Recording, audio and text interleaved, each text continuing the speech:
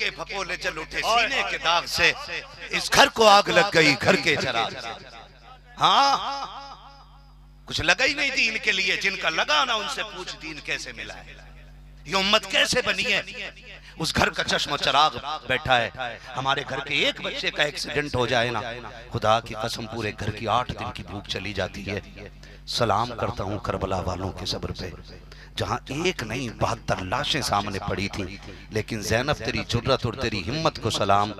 जब खेमे लूटे जा रहे थे ज़ैनब असर की नमाज पढ़ रही थी, जब आग लगाई जा रही थी तब ज़ैनब मगरिब की नमाज पढ़ रही थी। खुदा की कसम जब हजरत सकीना के थप्पड़ लगाया गया और कान की बाली खींची गई थी, तब अली के घर वाले इशा की नमाज पढ़ रहे थे। खुदा की कसम तारीख का ये बाप कितना अजीब है, जिनके घर का दीन पे कुछ नहीं लगा वो ठेकेदार बन बैठे हैं, जिन्होंने सब कुछ दीन के लिए लगा दिया है, आज उनकी वैल्यू कुछ नजर में नहीं रह गई है। उनसे पूछो जिन्होंने 6 माह का बेटा देख करके दीन बचाया है, 18 साल का अकबर देख के दीन बचाया है, जिन्होंने उन मोहम्मद देख करके दीन बचाए हैं, उस हुसैन से पूछो दीन क्या है। खुदा की कसम तारीख गवाह है, शहर ज़ैनबिया पे चल करके देखो, सैयदा ज़ैनब है अपने मकान के अंदर है, तबीयत खराब हो जाती है, शोहर नामदार ने कहा था ए मेरी शरीक हयात इजाजत हो तो डॉक्टर के पास लेकर के चलो। सैयदा ज़ैनब के जुमले थे, डॉक्टर क्या करेगा कि नब्ज देखेगा, हाथ देख करके मर्ज की तशखीस करेगा, उसके बाद वो दवा देगा। सैयदा ज़ैनब ने कहा था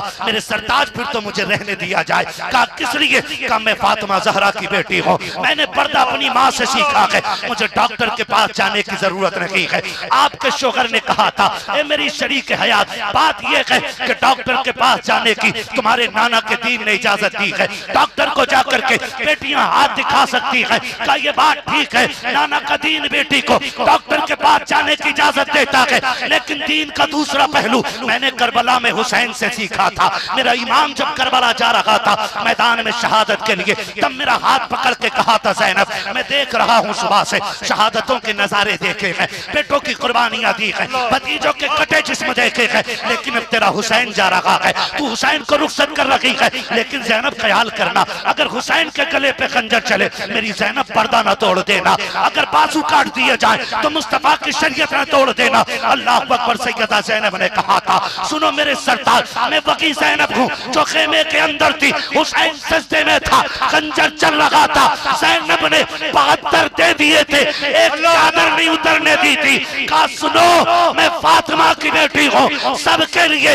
ये रुखसत हो सकती है कि वो डॉक्टर को हाथ दिखाए, लेकिन ज़ैनब को इतनी भी इजाजत नहीं है कि वो डॉक्टर को जाकर के हाथ पकड़े।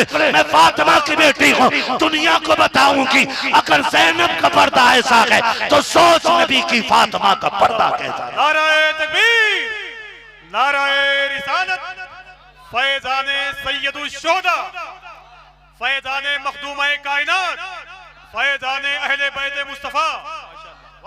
आज एक कुर्सी मुकद्दस है, सैयद साहब क़िबला तशरीफ फरमा, इनके कदमों की खाक हमारे सर का ताज।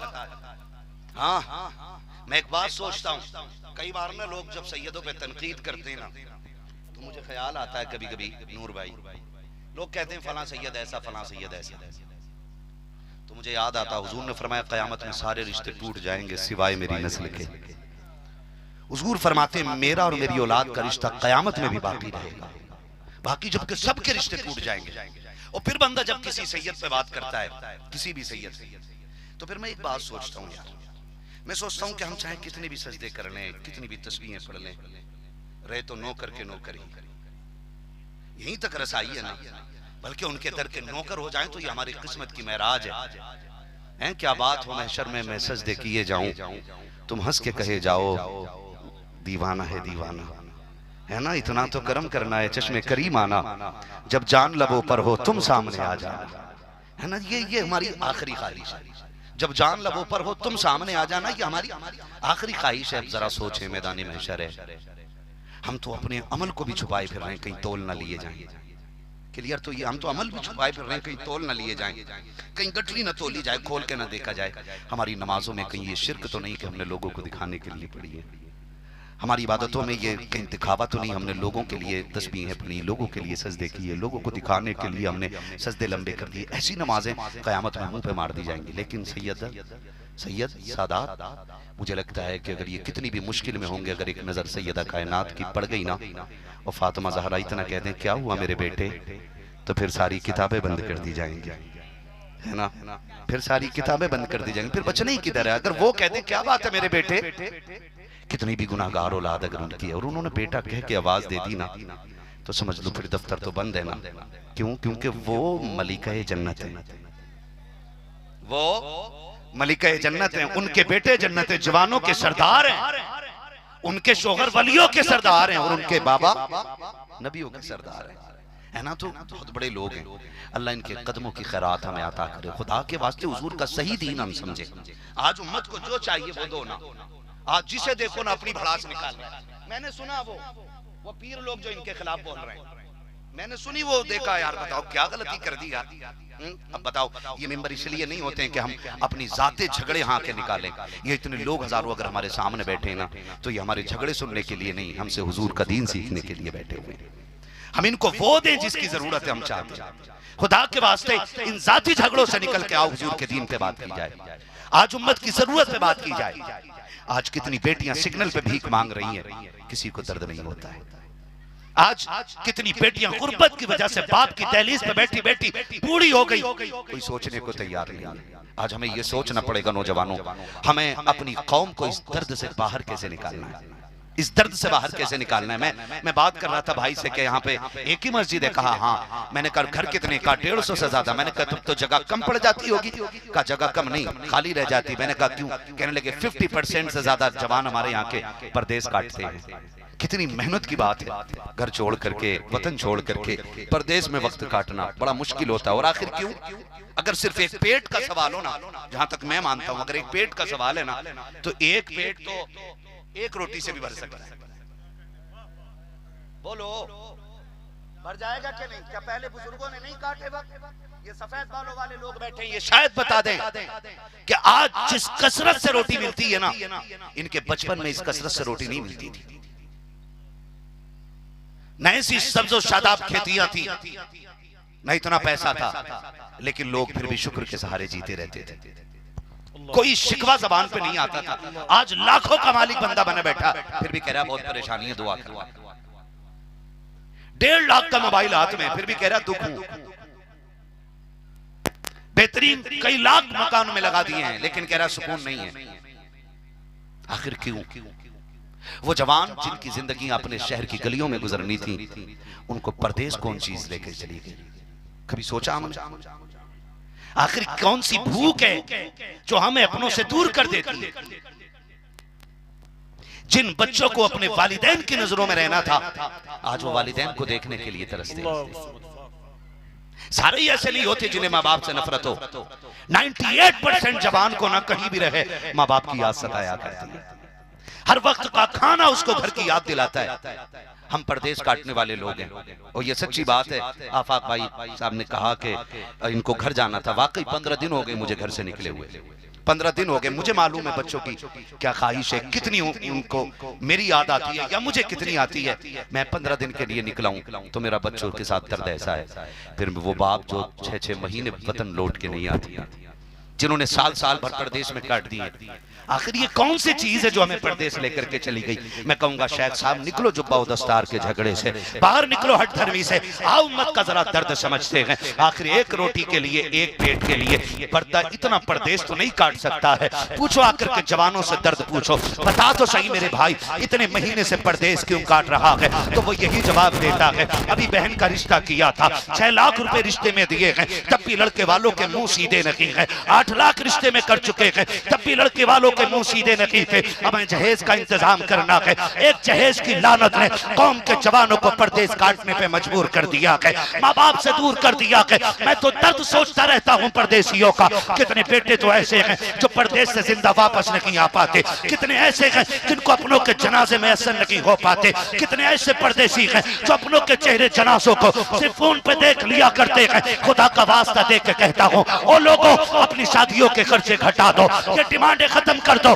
फ्री की शादियां कर दो, निकाह इतने आसान कर दो कि किसी बेटे को परदेश काटना ना पड़े, किसी भाई को वतन छोड़ना ना पड़े, किसी को बेबसी के ये दिन देखने ना पड़े कि अपनी माँ के जनाजे को उसे फोन पे देखना पड़े, बाप के जनाजे को वीडियो कॉल पे देखना पड़े। शादियां इतनी सस्ती कर दो कि बेटियां मुस्कुरा के कहे शुक्र रब ने हमें मुसलमान बना दिया है। यहाँ पैसे की कीमत नहीं होती, यहाँ इज्जत वाली बेटियों की कीमत ज्यादा। नाराए तकबीर, नाराए रिसालत, जश्न ईद मिलादुन नबी, अज़मते इस्लाम, फैज़ाने अहले बैत मुस्तफा, उर्से मुबारक।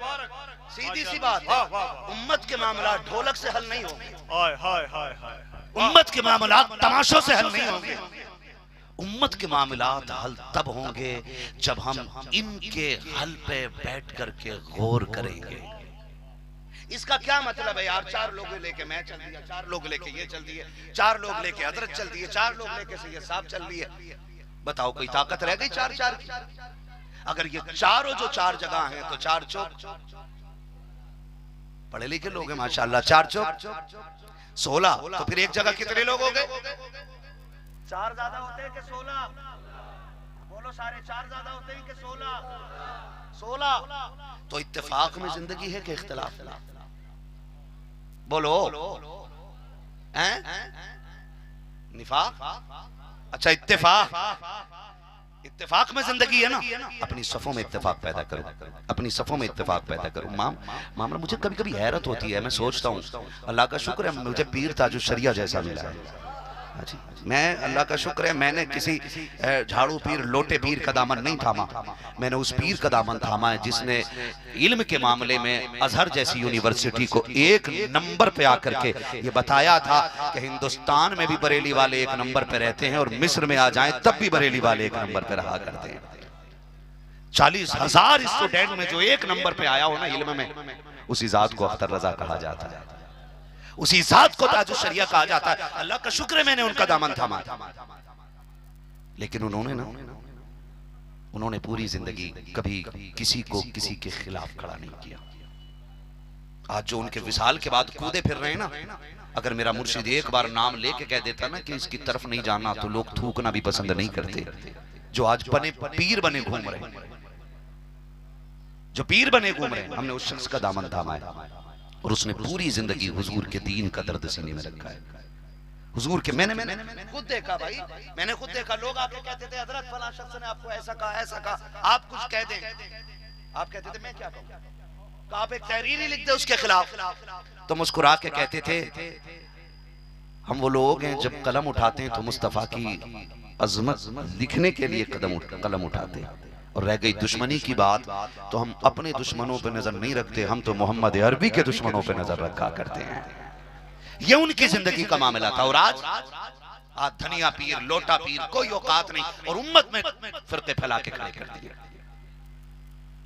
एक पीर 8 मुरीद बनाते, उनके पीछे एक चिमक छोड़ देते, सोचा देखे रहियो किधर जा रहा है, देखे रहना और सुनो यार, निकलो इन ग़ीबतों से, निकलो इन चुगलखोरियों से। वैसे ही मुरीद हजरत, आपका फला मुरीद उसके घर चाय पी रहा है, तो हजरत कह रहा है उसको बात कराओ जरा। कह रहा मेरा मुरीद होके तू उधर क्यों गया? क्यों भाई, वो कलमा पढ़ने वाला नहीं? शर्म करें, हमें निकले इन चीजों से। हमें अपनी सफों में मोहब्बतें पैदा करनी है, हमें हुजूर का दीन सीखना है। आज हम कहाँ खड़े आकर के, आज हम किस मकाम पे आ गए? आज उम्मत इस बेचारगी के आलम में है कि आज कोई हाथ पकड़ने को तैयार नहीं है, आज हमारे मामलों पे कोई बात करने को तैयार नहीं है। कितने जवानों को लिंचिंग करके मार दिया जाता है, कितनी खानकाहें बैठी हैं हमारे दर्द को लेकर के। मुझे बताया जाए कितनी खानकाहों ने फैसला किया बैठ करके कि हम फला जवान के साथ खड़े। कितने लोगों के बयान आए, नहीं हम नहीं बोलेंगे, कहीं हम ना उठा लिए जाए, हम ना पकड़ लिए जाए। खुदा का वास्ता है, आ जाओ।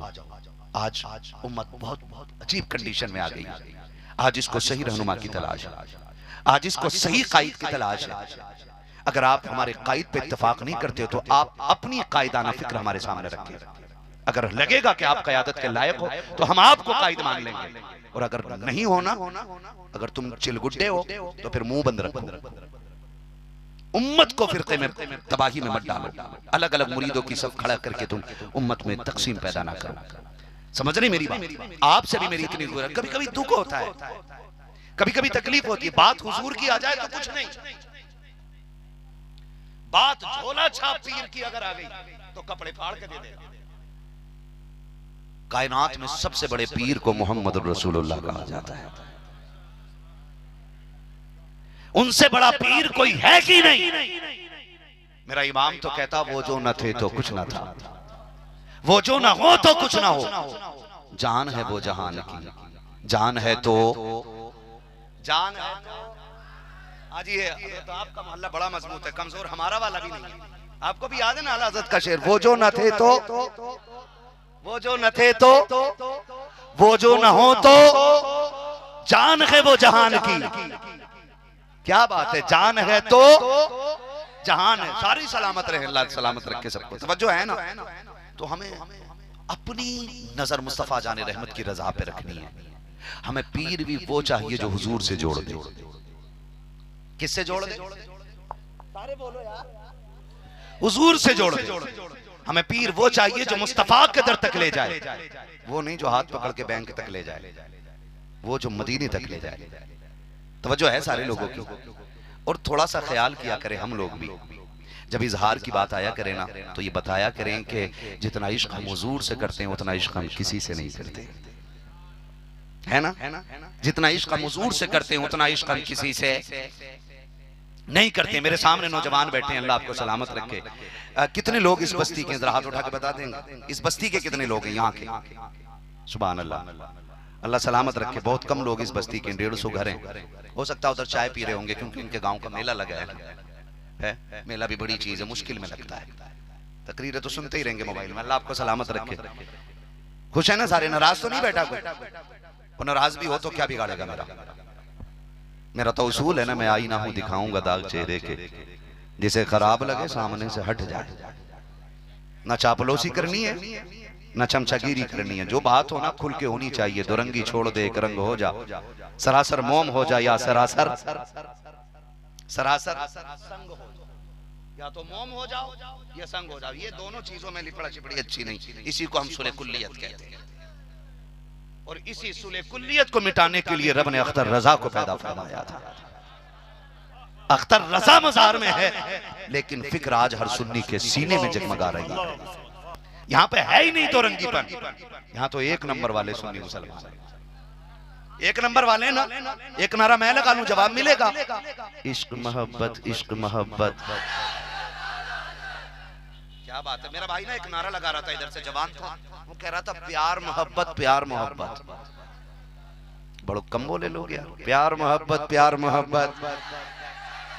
हाँ जी चचा, लोग तो ये सोच रहे हैं ना हम तो अब बड़े बूढ़े हो गए, अब हमें क्या नारा लगाना है। खैर आप बैठे, आपकी बड़ी मेहरबानी। आपको इस वक्त बिस्तर में होना चाहिए था। मोहब्बतों का शुक्रिया आपका। आप जैसे बुजुर्ग अगर कौम को मिल जाएं तो जवान सीधे चल सकते हैं। लेकिन कई बार ना मैंने देखा कमर झुकी पड़ी है और गांव के किसी स्लिप पे बैठ के ना रील देख रहा बुढ़ा भी। भाई रील देख रहा बुढ़ा, बुढ़ा जैसे रिचार्ज खत्म, लल्ला कह दो एमबी खत्म हो गई, डाल दो। बुढ़ा एमबी खा गया साहब। वो कह रहा मौलवी दीन नहीं फैला रहे। एमबी खा ले तू और दीन फैलाए मौलवी। अब बुढ़ापे में यार कम से कम बच्चे हैं ना, मौत का कुछ पता है भाई? अभी भी आ सकती है और कभी भी आ सकती है, मगर कम से कम बच्चों को ये रहता है ना कभी जवानी आनी है, जवानों को ये रहना कभी बुढ़ापा आना है। बुढ़ापे के बाद किधर जाना है? बोलो कोई और स्टेप है? फोर्थ नहीं है ना जिंदगी की। आखिरी रह जाती है किधर? मौत, मौत, मौत। बड़े बूढ़ों को लोग कहते हैं आज जिंदगी, आप देखें जिंदा लोग ज्यादा नजर आते हैं लेकिन कब्रों में मुर्दा ज्यादा लेटे हैं। हमने किसी ने बहलूल दाना से कहा था, एक आया बहलूल दाना से आके कहने लगा कि आबादी किधर है? तो आपने फरमाया कि हजरत इब्राहिम बिन अदहम से किसी ने आके कहा आबादी किधर है? आपने कहा कि आगे चले जाओ। आगे गया तो कब्रिस्तान था। उसने आके डंडा मारा सर में और कहने लगा पागल समझता है, मुझे कब्रिस्तान भेज दिया और तू मुझसे कह रहा है आबादी है उधर। तो आपने फरमाया पागल मैं नहीं तू है। आबादी उस जगह को कहते हैं जहां से लोग कहीं ना जाएं। अल्लाह कहने लगे वो जगह जहां लोगों को पड़ा रहना वो सिर्फ कब्रिस्तान है, और जिसे तू आबादी समझता है वो आबादी नहीं। जाके देख कितने घर उजड़ गए, कितने घर वीरान हो गए। अल्लाह अकबर। हमने क्या समझा गए? किसी ने इमाम गजाली से कहा था, हजरत आप नसीहत फरमा दीजिए। इमाम गजाली ने कहा था, बता तेरे खानदान में तेरे परदादा थे कि नहीं? कहा हाँ थे। तो कहा फिर क्या हुआ? कहा हजरत उनका इंतकाल हो गया। कहा फिर उनके बेटे थे? कहा हाँ। फिर वो किधर है? कहा वो भी इंतकाल कर गए। उनके बाद तुम्हारे बाप का वो भी इंतकाल कर गए। अच्छा तुम्हारे जो नाना थे? कहा हजरत जी वो भी इंतकाल कर गए। कहा वो तुम्हारे जो बड़े भाई थे? कहा उनका क्या बना? कि वो भी इंतकाल कर गए। कहा अभी जो तुम्हारा खूबसूरत बेटा था उसका क्या बना? आपने फरमाया उस बेटे का क्या बना जो तेरा जवान बेटा था? उसने कहा उसका भी इंतकाल हो गया। तो इमाम गजाली ने कहा था, अब मैं उसको क्या नसीहत करूं जिसको सैकड़ों जनाजे न समझा सके, हजारों कब्रें न सिखा सकी। ओ खुदा का वास्ता दे के कहता हूं, जब दिल काले हो जाया करे तो कब्रों के चक्कर लगा लिया करो। खुदा की कसम औकात याद आ जाती है जब टूटी कब्रें देखते हो, जब गिरे तख्ते देखते हो, कब्रों की हड्डियां देख करके हैसियत का पता चल जाता है। कब्रें चीख के कहती है, हद में आ जा, औकात में आ जा, अपने आप को पहचान ले। हुए नाम पर बेनिशान कैसे कैसे, ज़मीं खा गई आसमां कैसे। नारे तकबीर, नारे रिसालत, मुहाफिज़ीन मसलके आला हजरत, अवामे अहले सुन्नत। आज दिल तोड़ते डर नहीं लगता जी। सुभान अल्लाह, वाह। दिल तोड़ते डर नहीं लगता है। मुझे तो लगता ही नहीं अब बड़े किधर रह गए। मिंबर से लेके नीचे तक की कहानी है। अगर मिंबर पे बैठे बड़े की चापलूसी न की गई तो अपने जुमलों में ऐसी कैंची चलाता है कि छोटों को दिल के टुकड़े करके रख देता है। ये कंडीशन है। मिंबर से लेके नीचे तक आज दिल बड़े तंग हो गए। इन दिलों में कुछ आदमी कहां है? जहर घोलते हैं लोग जहर जिंदगी में, और इतना कड़वा बोल देते हैं कि आदमी आखिरी सांस तक याद नहीं भूल पाता है। ऐसी जहरीली जबानें लोगों की हो गई। महबूब अलैहिस्सलाम की बारगाह में कुछ सहाबी आए, अर्ज की या रसूल अल्लाह, फलां मोहल्ले में एक खातून रहती है, बड़ी नमाजों की पाबंद है, बड़ी रोजों की पाबंद है, मगर हुजूर उसकी जबान बड़ी तल्ख है, बड़ा कड़वा बोलती है। हुजूर ने फरमाया वो जहन्नम में जाएगी। किधर जाएगी? सुन रहे मेरी बात? ये कितना वजन होता है जबान में? 2-1 किलो की तो होगी, है ना? 50 ग्राम। बहुत लंबी जबान का आदमी होगा तो 100 ग्राम। यही है ना? तवज्जो है ना सारे लोगों की? ये जबान 2 तोले की, यही है बंदे को जहन्नम तक लेके चली जाती है। सोचो जवानों, बदलो अपनी फिक्र। यही जबान हुजूर के सामने जिक्र किया गया। सरकार बड़ी नमाज पढ़ती है, बड़े रोजे रखती है, बड़ी इबादत गुजार है, तहज्जुद गुजार है, लेकिन जबान की बड़ी खराब है।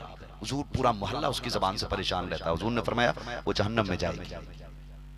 फिर दूसरी औरत का जिक्र किया गया। सरकार फला औरत है, जबान उसकी ठीक है, मामूली नमाज पढ़ती है, मामूल के रोजे हैं हुजूर, लेकिन जबान बड़ी अच्छी है। हुजूर ने फरमाया वो औरत जन्नत में जाएगी। हम इस जबान का भी हिसाब लगा लें। ये जबान जब बोलते हैं ना, कितने लोगों के दिलों के टुकड़े कर देते हैं, एहसास तक नहीं होता है। कितने लोग आला हजरत को जानते हैं? हाथ उठा के बता देंगे कितने जानते हैं आला हजरत को? सुभान अल्लाह, सारे ही जानते हैं। अल्लाह सलामत रखे। किताबों में पढ़ा आला हजरत को? कितने लोगों ने पढ़ा होगा किताबों में? 2% ने नहीं पढ़ा होगा महफिल में। किधर से जाना? फिर जलसों से जाना है। सुभान अल्लाह। जो लोग ये बात करते हैं ना, जलसे बंद कर देने चाहिए। मैं कहता हूं जलसे अगर बंद हो गए ना, तो आप जो है ना, बुजुर्गों की जो उनकी जिंदगी है ना, तो आप 2% लोगों तक पहुंचाएंगे। बाकी 98% लोगों तक जो दीन पहुंचता है वो मिंबर से पहुंचा करता है। ये जो जलसे कराए जाते हैं ये रायगा नहीं जाते। इन्हीं जलसों की बरकत होती है जो सरों पे टोपियां नजर आती है। इन्हीं जलसों की बरकत होती है जो हमारे बच्चों को बुजुर्गों के नाम याद हो जाते हैं। इन्हीं महफिलों की तो बरकत होती है जो आज आला हज़रत का नारा एक जवान उठ के लगा के कहता है इश्क मोहब्बत इश्क मोहब्बत, कौम चीख के कहती है आला हज़रत आला हज़रत। ये कहां से सीखा हमने? जलसों से सीखा है। तो अल्लाह का शुक्र है हम सब आला हज़रत को मानने वाले लोग हैं, लेकिन पढ़ें आला हज़रत। हर रज़वी से कहना चाहता, सिर्फ नारा लगा लेना काफी नहीं है, आला हज़रत को समझना भी जरूरी है। आला हज़रत कैसे आलिम है? तकरीबन 1300 से ज्यादा किताबें आला हज़रत ने लिखी हैं। बोले सुभान अल्लाह। कितनी? आप 3 किताबें लिखे ना, यूं कलर करके बैठता मुसन्निफे कुतुबे कसीरा। सही है, सूपा मार के लंबा चौड़ा मुसन्निफे कुतुबे कसीरा, जबकि चुराई होती है उसने बहुत सारी किताबें दूसरों की कसीरा, इधर उधर से चुरा के किताब लिख रहा। और आला हजरत 1300 से ज्यादा किताब लिखने वाली जात, और सुन्नतों का ऐसा आमिल जो सोता भी था तो मोहम्मद बन के सोया करता था, जो बोलता था तो उस अदा को नजर में रखता था जो अदा मेरे मुस्तफा को प्यारी लगती है, जिसके चलने का हुनर यह था कि वो इस अंदाज में चलता था कि हुजूर जिसको पसंद करते हो मुझे चलने में भी वो अंदाज चाहिए, जिसके कलम के चलने में भी ये लिहाज रखा जाता था कि मुस्तफा की सुन्नत के खिलाफ कोई तहरीर ना हो जाए। उस इमाम अहमद रजा की बात कर रहा हूं। हमारे जैसे मदीने जाते हैं, जाकर के गुंबद खजरा पे सेल्फी लेकर के लौट आते हैं, हज करने जाते हैं तो काबे को पकड़ के वहां सेल्फी लेकर के अपने सफर को तबाह करके लौट आते हैं। और इमाम अहमद रजा जब मदीने जाता है तो खाली लौट करके नहीं आता है, बल्कि जब उनके रोजे पे निगाह डालता है तो रो के कहता है, वो पेशे नजर वो नो बहार, सजदे को दिल के बेकरार, रोकिए सर को रोकिए, हाँ यही इम्तिहान है। उसके इश्क का आलम ये है कि जो उनकी जालियों पे जाकर के रो के कहता है, सरवर कहूं के मालिक को मौला कहूं तुझे, बागे खलील का कुले सेवा कहूं तुझे। आला हजरत उस शख्सियत को कहा जाता है जो मदीने जाता है, अपनी बेबसी को, अपनी बेबसी को ऐसे बयान करता है, वो सुबह लालाजार फिरते हैं, तेरे दिन बहार फिरते हैं, जो तेरे दर से यार फिरते हैं, दर बदर योगी खार फिरते हैं, कोई क्यों पूछे तेरी बात रजा, तुझसे कुत्ते हजार फिरते। नाराए तकबीर, नाराए रिसालत, मसलके आला हजरत, फैज़ाने आला हजरत, जश्ने औलियाए किराम। वहाबड़ों की तो मैं बात ही नहीं करना चाहता, इससे तो मनहूस नाम कायनात में कोई हो ही नहीं सकता। हाँ जबान खराब हो जाए, मुंह मकरू लगने लगता है इनका नाम ले लो, लेकिन जहर का पता भी तो होना चाहिए ना। जहर है अगरचे मार डालता है, लेकिन जहर का पता होना चाहिए। ये जूते पहन के मदीने में टहलने वाली मरदूद कौम, हुजूर की जालियों पे जूते रख के सिगरेट पीने वाले कुत्ते, इनका एतराज होता है हुजूर होते तो हमें दिखाई ना देते। मैंने कहा तुझ जैसे गंदे को दिखाई नहीं देते, अगर जाने वाला बरेली का अहमद रजा हो तो मुस्तफा जलवा दिखा दिया करते हैं। तेरे जैसे को मैं 6 महीने से यहीं ड्यूटी कर रहा हूं, आज तक मैंने हुजूर को नहीं देखा। तो मैंने कहा तू अकेला बात कर रहा है, उनके दरवाजे पे 40 खड़े रहे, हुजूर निकल आए, 40 को दिखाई नहीं दिए, तो तेरे जैसे कौवे को कहां से हुजूर नजर आ सकते हैं, है ना। हम आला हज़रत पे बात कर रहे हैं, वो आला हज़रत जो मदीने जाए तो हुजूर को देख के आ रहे हैं और देख के कह रहे हैं तू जिंदा है वल्ला। जिनका ये अकीदा वही बोले तू जिंदा है वल्ला, तू जिंदा है वल्ला। मेरे चश्मे आलम से चुप जाने वाले अखलाक बेहतर करे। मैं उस इमाम की बात कर रहा हूँ, इतना बड़ा इमाम और इतना बड़ा अल्लामा अगर हदीस पे कलम उठा दे तो अपने वक्त का इमाम बुखारी का शागिर्द नजर आए, अगर फिक़ा पे कलम चलाए ना तो फिर इमाम आजम का शागिर्द अरशद नजर आए। हाँ, इतना बड़ा अल्लामा अगर इश्क में बोले ना तो फिर अपने वक्त का जामी लगता है, अगर नात लिखने पे आ जाए तो अपने वक्त का हसान बन जाता है। इतनी अजमतों वाला इमाम। लेकिन सुने, आप बैठे हुए, आपके घर में एक खादिम था, एक बच्चा, वो सरकार आला हज़रत का खाना लेकर के आता था। है तवज्जो भाई, अल्लाह करे ये दिल सबके हो जाए, बस बहुत गौर से सुनिएगा, अल्लाह करे दिल बदल जाए। अगर दिल बदल गए तो फिर दुनिया बदलने में देर नहीं लगेगी, अगर दिल नहीं बदले तो फिर कुछ भी कर लो, कपड़े बदलने से कोई रुतबे बुलंद नहीं होते। दिल बदलोगे तो अल्लाह के करीब हो जाओगे। आला हज़रत सरकार बैठे हुए, बच्चा खाना लेकर के आता था। एक दिन खाना लेट लेकर के आया, आला हज़रत ठहरे पठान, और फिर पठानों का गुस्सा नाक में। ये पठान ही कैसा कह सकता है, बाकी कोई और नहीं। किलके रजा है खंजरे खुखार बरकबार, आधा से कह दो खैर मनाए नशर करे। ये तेवर एक पठान ही का हो सकता है और किसी का नहीं हो सकता है भाई। हाँ, आला हज़रत को आया गुस्सा, खाना लेट लेकर आला हज़रत ने मार दिया थप्पड़। अब थप्पड़ तो मार दिया, ख्याल आया गलती बच्चे की क्या थी यार, घर से देर मिला होगा ना खाना, इसलिए लेट लेकर के आए। रमजान शरीफ का महीना, जब रमजान शरीफ का महीना तरावी के बाद का वक्त था, आप खाने के लिए बैठे, बच्चा लेट खाना लेकर के आपने थप्पड़ मार दिया, बच्चा रोता हुआ चला गया ना, तो आपने फरमाया अपने शागिर्दों से जो बैठे हुए थे, जाओ उस बच्चे को तलाश करके लाओ। कहा क्यों? कहा मुझे बड़ी बेकरारी हो रही है, मुझे उस बच्चे को मारना नहीं चाहिए था, मैंने गलत मारा था। ये एहसास पैदा हो जाए, गुनाह हो जाए तो फिर बंदा आदम की औलाद है ना, इंसान है हम लोग, लेकिन जुर्म इतना बड़ा गुनाह नहीं होता जितना बड़ा जुर्म यह होता है कि गुनाह के बाद बंदा तौबा ना करे। अल्लाह करीम है। आपको लगा कि मैंने गलत मार दिया बच्चे को, आपने कहा जाओ बुला के लाओ। अल्लामा बिहारी जफरुद्दीन बिहारी को भेजा, जाओ तलाश करके लाओ। अल्लामा जफरुद्दीन बिहारी गए, जाके तलाश करके आगे, बच्चा कहीं नहीं मिला। जब बच्चा नहीं मिला खाना आगे रखा रहा। आपसे कहा अल्लामा जफरुद्दीन ने हुजूर खाना खा लेना, कहा नहीं खाना हलक से नहीं उतर रहा है, पहले उस बच्चे से बात करूंगा उसके बाद खाना खाया जाएगा। अल्लाह अकबर, तारीख का वाक़ है। मैं हुजूर के सहाबा का जिक्र नहीं कर रहा हूँ, बरेली के अहमद रजा के अखलाक का जिक्र कर रहा हूँ। आज 4 किताबें पढ़ने के बाद किसी की ऊंची आवाज सुनना गवारा बंदा नहीं करता है। सरकार आला हज़रत की जिंदगी देखी है, आपने कहा जब तक बच्चे से बात नहीं हो जाती तब तक अहमद रजा खाना नहीं खाएगा। फिर वही बच्चा लेकर के शहरी में जब खाना आ रहा है तब सरकार आला हज़रत की बारगाह में आकर के कहा था, लीजिए हज़रत खाना लेकर के आ गया हूँ। मेरे इमाम ने हाथ पकड़ा और कहा, बेटे तू रात भर कहाँ रहा था? सरकार आपने थप्पड़ मार दिया था, मैं कोने में जाकर के लेट गया था, रोते रोते आंख लग गई थी। हजरत जी मैं अब खाना लेकर के आ गया हूँ, खाना खा लीजिए। आला हजरत ने कहा नहीं हमें खाना नहीं खाना है। बच्चे ने कहा हजरत शाम की वजह से नाराज है। कहा नहीं बेटे नाराज मैं तेरी वजह से नहीं हूँ, बल्कि मुझे बता कहीं तू मेरी वजह से तो नाराज नहीं है। मैंने तेरे थप्पड़ मार दिया था। खादिम तक तड़प गया, कहने लगा हुजूर गुलामों से ये बातें नहीं की जाती है। आका आप बड़े के मार दिया थप्पड़ कोई बात नहीं। कहा नहीं बेटे तेरी गलती कोई नहीं थी, मुझे थप्पड़ नहीं मारना था। अहमद रजा के हलक से खाना नहीं उतरेगा। बेटे काम कर अहमद रजा को माफ कर दे, जैसी इतनी बात बरेली के इमाम ने कही है। खादिम तड़प के कहता है हुजूर आप इतने बड़े हजरत हैं, मुझसे माफी मांग रहे हैं। मेरे इमाम ने कहा बेटे जब तक माफ नहीं करोगे खाना नहीं खाऊंगा। बच्चे ने इतना सुना, कहता हजरत शर्मिंदा ना कीजिएगा, आप क्यों माफी मांगेंगे? तब मेरे इमाम ने कहा था मुझे डर लग रहा है कहीं कयामत में खुदा ने खड़ा करके ये पूछ लिया, अहमद रजा बता क्या तूने इस बंदे के मेरे थप्पड़ मारा था, आखिर इसका कसूर क्या था? अहमद रजा अपने रब को क्या जवाब दे पाएगा, इसलिए बेटे माफी दे दे। बच्चे ने कहा अच्छा ठीक है हजरत मैंने आपको माफ कर दिया है।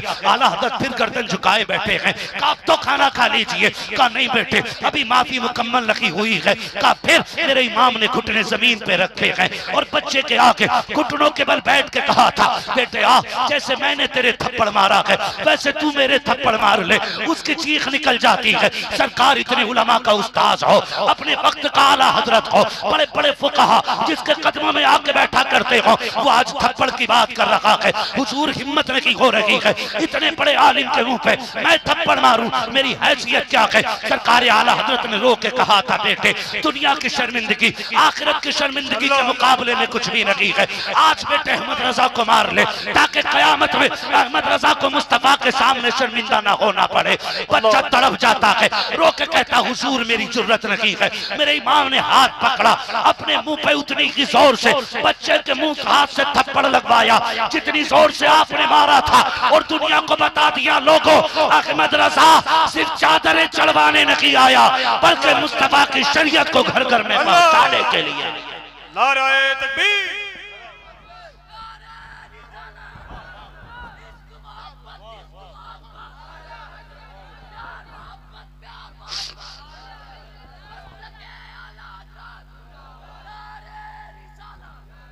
अल्लाह आपको सलामत रखे। खुदारा गलती हो जाया करे माफी मांग लिया करो। किसी का दिल तोड़ दिया है ना तो राजी कर लिया करो, देर नहीं लगती। आज तो माफ कीजिए सगे बाप से बेटा माफी मांगते हुए कहता मैं क्यों मांगू, मुझे शर्म लग रही है। बड़े भाई से माफी मांगते हुए कहता मैं माफी क्यों मांगू, वो जिस बाप का लहू उसके अंदर है वही मेरे अंदर है, मैं कोई कमजोर नहीं हूं। और भाई माफी कमजोर नहीं मांगा करते, माफी ताकतवर लोग मांगा करते। कौन लोग मांगते हैं माफी? बोलो सारे। ताकतवर लोग माफी मांगा करते हैं। भाई अगर किसी का दिल टूट गया है ना तो आज ही माफी मांग लेना, आज ही माफी मांग लेना। हम मसला के आला हज़रत वाले लोग हैं और हम दुनिया को बताएंगे हम आला हज़रत को नारे के जरिए भी मानते हैं और मुस्तफ़ा के दिए हुए तरीके के जरिए भी आला हज़रत को हम मानते हैं। और जिन लोगों ने ये बात कही है ना आला हज़रत पे, उन कुत्तों को क्या पता है। मैं तो ये समझता हूँ आला हज़रत ने जितना लिख दिया है ना अब कयामत तक उसके अलावा अगर ना भी लिखा जाए तो जिंदगी गुजारने के लिए काफी है। जितना आला हज़रत ने लिख दिया है काफी है। वह कहा था, किसी ने कहा था कि वादी रजा की कोहे हिमाला रजा का है, जिस समत देखिए वो इलाका रजा का है। औरों ने भी लिखा है बहुत इल्म दीन पर, जो कुछ है इस सदी में वो तन्हा रजा का है। अशरफ अली के हुक्म इमामत से है आया, मस्जिद किसी की भी हो मुसल्ला रजा का है ना। बस आपसे इतनी गुजारिश है, आप दिल नर्म कर लें। और जवानों से मेरी गुजारिश है, खुदारा हम कितना बंसवर के परदेश रहते हो, बाहर रहते हो, मौत का कुछ नहीं पता है, कब आ जाए। कितने जवानों की खबर आती है, ऊपर छत पे काम कर रहा था गिरा मर गया, कोई एसी का काम कर रहा था करंट लगा मर गया, घर से गए थे 1000 ख्वाब लेकर के सिर्फ लाश बन के लौटे हैं।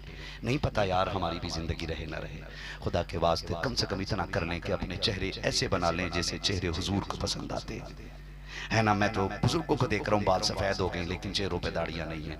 अब किस चीज का इंतजार है? मलकुल मौत आएंगे तब यकीन होगा कि हम मरने वाले हैं। खुदा के वास्ते जवानों से भी कहना चाहूंगा, चेहरों पे हुजूर की सुन्नत सजा लो, दाढ़ियां चेहरों पे रख लो और अपने रिश्ते मस्जिदों से मजबूत कर लो। करेंगे इंशाल्लाह, करेंगे इंशाल्लाह, वादा करें इंशाल्लाह। दाढ़ी और